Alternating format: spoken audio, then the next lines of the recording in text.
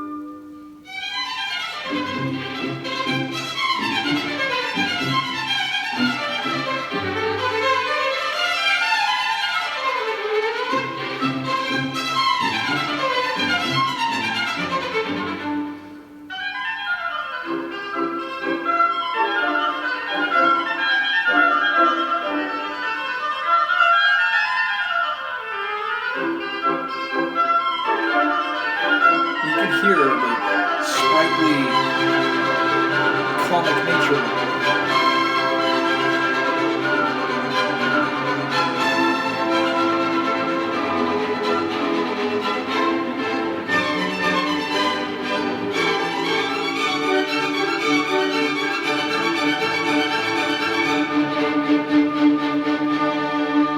But fuller in that section.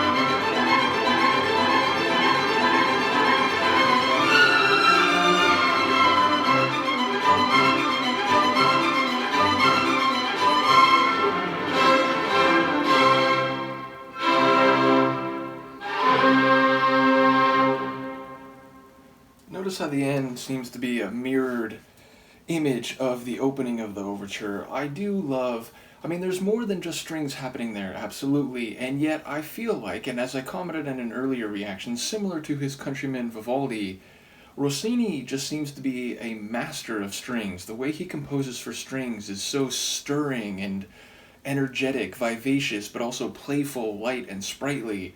And it's funny how I mentioned that one section near the beginning, it just starts with this really light and sprightly, almost comic type of feel. And then right as I said that, it went into a more robust and vivacious section.